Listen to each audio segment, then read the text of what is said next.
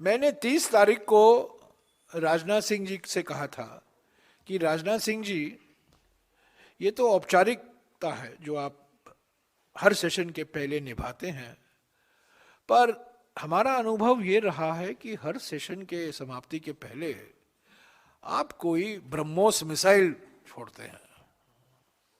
तो इस सेशन में आप कौन सा ब्रह्मोस मिसाइल निकालेंगे, उसकी जानकारी हमें थोड़ा दे दीजिए। वो हंसे, उनको जानकारी नहीं हुई होगी देन तब। तो ऐसा ही हुआ जैसा कि मैंने संकेत दिया था राजनाथ सिंह जी को, ऐसा ही हुआ।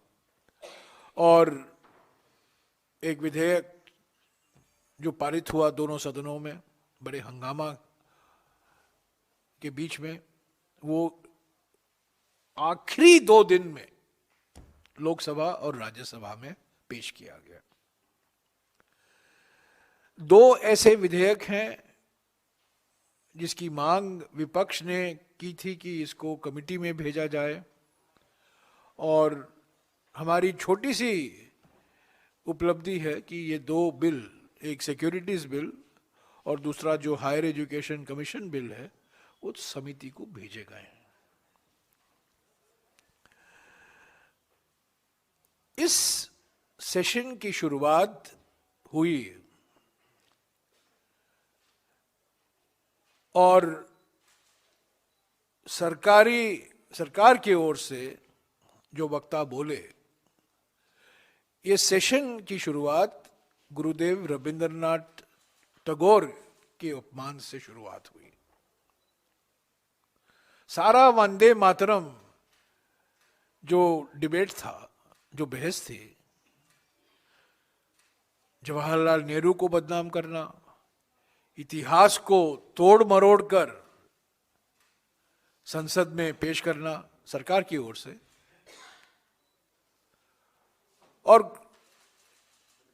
कुल मिलाकर यही निकला कि रविंद्रनाथ टैगोर का अपमान हुआ, जिन्हीं के सिफारिशों के आधार पर अक्टूबर 28, 1937 को कोलकाता की CWC की बैठक में ये तय हुआ कि वंदे मातरम राष्ट्रीय गान के रूप में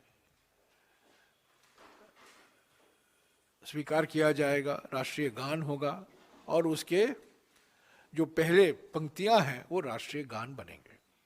ये रविंद्रनाथ टैगोर, गुरुदेव रविंद्रनाथ टैगोर के सलाह के आधार पर ही किया गया था। वो भूल गए तो अपमान किया रविंद्रनाथ टैगोर का। बीच में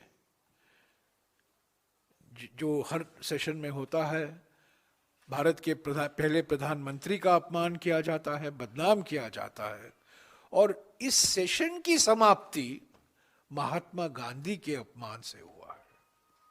तो शुरुआत रविंद्रनाथ टैगोर के अपमान से, बीच में पंडित जवाहरलाल नेहरू के अपमान, और अंत में महात्मा गांधी का अपमान। तो प्रधानमंत्री की रणनीति बिल्कुल साफ थी। इन 3 हमारे 20वीं शताब्दी के बड़े बड़े महानुभाव जो आधुनिक भारत के स्थापक हैं, गुरुदेव रविंद्रनाथ टैगोर, महात्मा गांधी और जवाहरलाल नेहरू, का बदनाम और अपमान किया है।